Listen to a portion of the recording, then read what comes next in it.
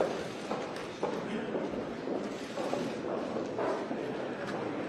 all likelihood, this I'm going to be watching this election.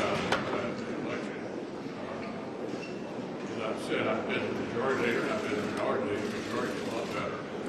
And, so we have high hopes that that is the case for the next person who job.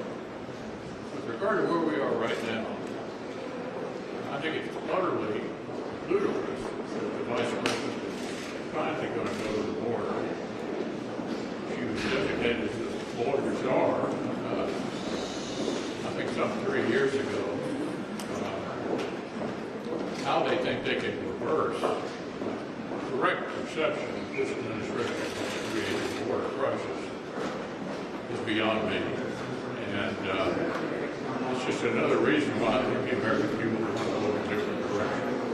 In addition to that, the vice president also was a key vote on the $2.6 trillion in the two bills in the first 2 years that created 40-year inflation. So whether it's chaos at the border or prices at the grocery store, this administration owns the most serious policy shortcomings that they've made in the last 4 years.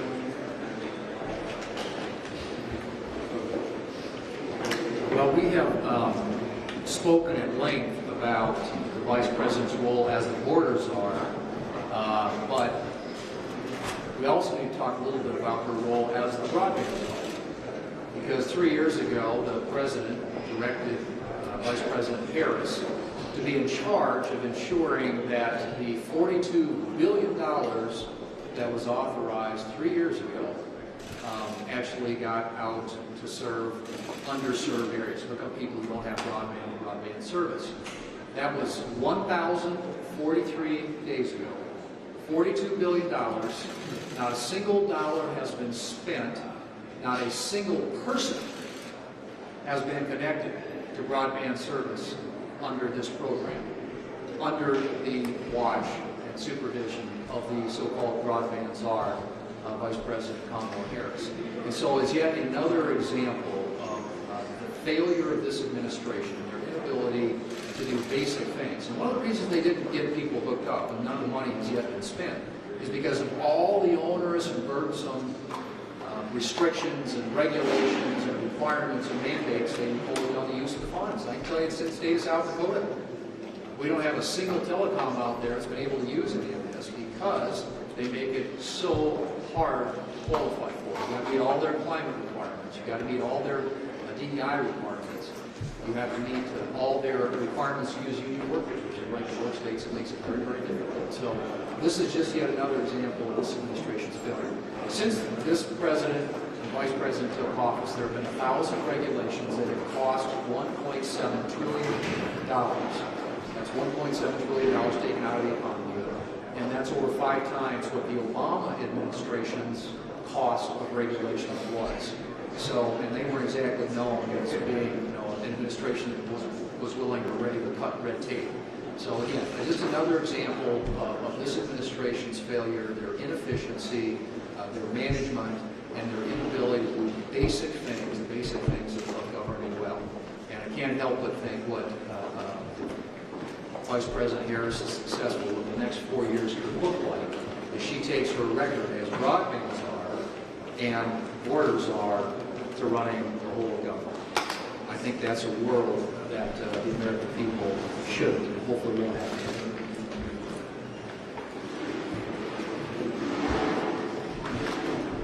Kamala Harris and the Democrats have turned America into a gigantic magnet for illegal immigrants. They did it by giving free health care, free housing, free cell phones, free debit cards loaded with taxpayer cash. And now Democrats want to give illegal immigrants the right to vote. Communities all across this country are much more dangerous today than they were before Joe Biden and Kamala Harris came into this country as president and as vice president, because they have rolled out the red carpet for terror suspects, for criminal cartels, for drug dealers. 10 million illegal immigrants have come into the country. Kamala Harris, as vice president, has overseen as drug czar communities where Venezuelan gang lords have taken over apartment complexes, terrorized communities. That's why 3 out of 4 Americans say the country is headed in the wrong direction. Kamala Harris has been in office now for over 1,300 days. She is the presidential candidate of high prices and of an open border. Or as a friend of mine in Wyoming says, a wide open border, sky-high prices. People know they were better off when Donald Trump was president of the United States. Prices are 20% higher today than they were the day that Joe Biden and Kamala Harris came into office. Families are being crushed by these high prices. What does Kamala Harris want to do about it? She wants to raise taxes even higher. What does she want to do with the money? Give more things to more illegal immigrants. This is foolish, it's reckless, it's un-American. These liberal policies by the Democrats who are running for office, these are policies that are un-American. What we need to do is to make sure we put America first. And voters are going to have a chance to do that come November 5th. The United Nations has convened their General Assembly in New York City. And today we heard from President Joe Biden his final major policy speech in front of the UN. And let me tell you folks, the free world, they are breathing a sigh of relief because President Joe Biden in this last speech, the last major speech of his presidency, he did not stand up for Israel. He did not discount and speak about anti-Semitism rolling across our country. Instead, what the free world has recognized is that in the Biden-Harris administration, we have had a world of chaos and uncertainty. So yes, the free world is very glad to see him go. But what we see is Vice President Kamala Harris, who owns this policy, the policy of sowing chaos and uncertainty around the globe. Not just in Afghanistan, and we'll all remember that fateful fall in 2021, but we will always remember the disinterest that this administration took when Russia invaded Ukraine. And certainly we will always remember what is going on in the Middle East that kicked off nearly a year ago on October 7th, when Hamas, backed by Iran, invaded Israel and killed innocent elderly people, raped women, murdered babies. And yet, this administration under Kamala Harris and Joe Biden allowed the leadership of Iran visas to come into the United States and attend the United Nations General Assembly and gave them platform in this free country. We are tired of the hatred that is being fomented by this administration. Kamala Harris owns this. Iran is with Kamala Harris. You will see Iran interfering in our election, admittedly tapping into the Trump campaign. We will see Iran continuing to go after Americans, former administration officials, where they have open contracts on the heads of people like Mike Pompeo, of President Trump, of Ambassador Bolton. We allowed, through Joe Biden and Kamala Harris, these people to come into our country.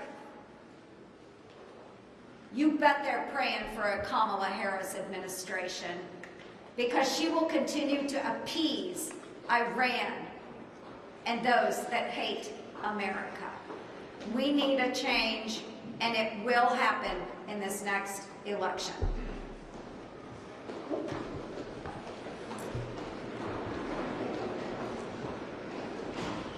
Thank you all for being here again, and I'm going to join the chorus of talking about the flip-flopping and the uncertain positions and opposite positions that the Vice President has taken through this administration. We've heard about her being the border czar, the broadband czar, and now we've heard and we know that under the fall of Afghanistan, she was the last person in the room that she touts herself on that disastrous decision of leaving Afghanistan, having our Americans be killed in the pursuit of that exit, and also what's happened to that country. So after the botched withdrawal, the Taliban has started their assault on the rights of women and girls. And I'll say this, we hear a lot about who's going to treat women better, the Republicans, the Democrats, Harris or Trump.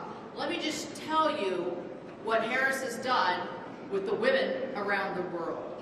They have abandoned the Afghan women and girls that they claimed that they would protect. So back then in the New York Times, there was a headline, Kamala Harris pledges U.S. help for Afghan women and children, August 26, 2021. The Wall Street Journal editorial board just this week, I believe, said, and I quote, "The chaotic withdrawal has done more harm to more women than anything in decades, while jihadists have revived their terror sanctuary. Today in Afghanistan, women and girls are now being punished for speaking out loud in public, for failing to cover their entire body and face, for looking at men other than their husbands or relatives, and for publicly laughing." A young Afghan teenage girl was quoted by the BBC as saying, "If we speak, why even, if we can't speak, why even live?" The Economist characterized it as the Taliban is removing every shred of freedom from women. Again, The Economist, the Taliban is removing every shred of freedom from women. This is a quote from just last week, September 19, 2024. 3 years ago, I joined, and Joni and I joined, every single female member of the United States Senate, imploring the administration to look after what you could see the growing problem of the horrible treatment of the Taliban towards women, imploring the Biden-Harris administration to protect Afghan women and girls. It's landed upon deaf ears. We see what we read in every day or every week. It's a new rule, it's a new ordinance that women and girls, they don't go to school. I mean, that was way decided several years ago. But they're just piling it on, and the bad news is they're enforcing all of this and really creating terror among their own country. So I've heard about the border czar, I've heard about the broadband czar. Kamala Harris is also the tie-breaking czar, having broken more ties as vice president in the U.S. than any other vice president in our nation's history, surpassing both John Calhoun and John Adams. And look at the wreckage left behind from these tie-breaking votes. Sky-high prices have driven groceries and housing costs through the roof. Wide open southern border has allowed terrorists and dangerous criminals into our communities. The Biden-Harris EPA administrator accused the good people of Montana of, quote, cheating the system. That's their words, not mine, when it comes to our very own Colstrip power plant that provides badly needed baseload power to so many Montanans and Americans. Radical environmental policy, killing mining jobs, including 700 just recently in the last 2 weeks in Montana. Biden-Harris appeasement of Iran led to wars and instability abroad. This is the record of Joe Biden and his Vice President, Kamala Harris.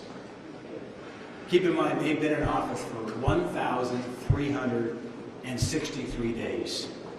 They've had 3.5 years to fulfill their promises. An administration that promised bipartisanship, soaring rhetoric of hope. They weren't talking about joy back then, but hope. has only brought destruction and despair. Senate Democrats could have stopped this.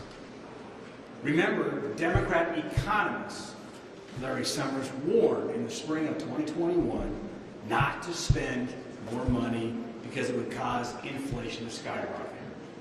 They didn't listen, so here we are. Americans now battling, living paycheck to paycheck, thanks to the Biden-Harris economy.